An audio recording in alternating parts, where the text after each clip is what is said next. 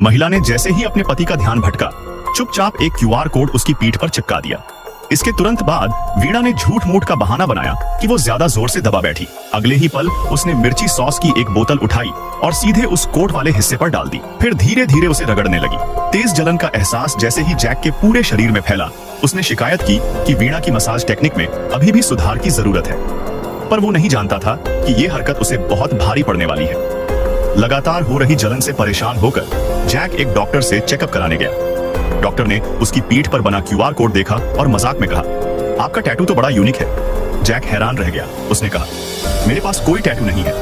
Doctor को तभी कुछ शक हुआ। उसने बहाना बनाकर जैक की जांच शुरू की और चुपचाप अपने फोन से क्यूआर कोड स्कैन कर लिया। जैसे ही नतीजा सामने आया, डॉक्टर के चेहरे पर सन्नाटा छा गया। अब सच्चाई सामने थी। जैक दरअसल एक हिंसक पति था जो वीणा पर घरेलू अत्याचार करता था। डॉक्टर ने तुरंत एक प्लान बनाया।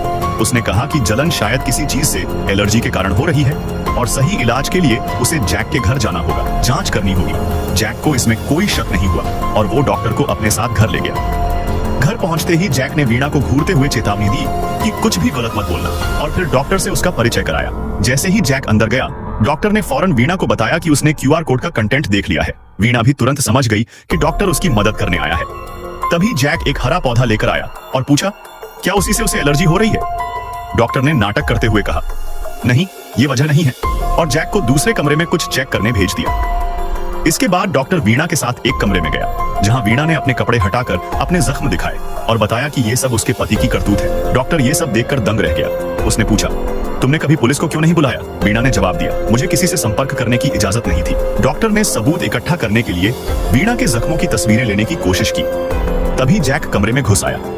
उसने डॉक्टर को वीणा की तस्वीरें खींचते देखा और गलत समझ बैठा।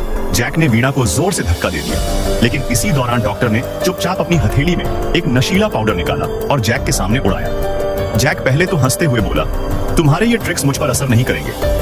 लेकिन कुछ ही सेकंड में उसकी सांसें अटकने लगी, टांगे जवाब दे गई और वो जमीन पर गिर पड़ा। जैसे ही उसने डॉक्टर से जी दू याओ मांगी, डॉक्टर ने शर्त रख दी, वीणा से तलाक लो और दोबारा कभी उसे परेशान मत करना। जैक ने गुस्से में मना कर दिया। डॉक्टर ने शांत आवाज में कहा, अगर नहीं माने तो यूं ही दम घुटता रहेगा। आखिरकार जैक टूट गया और अपनी सहमति दे दी। वीणा ने इस मौके का फायदा उठाया और वहां से भाग गई। डॉक्टर ने एक लिक्विड जैक के मुंह में डाला और जैसे ही जाने लगा, जैक ने उसका हाथ पकड़ लिया और कहा, तुम बहुत भोले हो, तुम्हें क्या लगता है मैं तुम्हें ऐसे ही जाने दूंगा?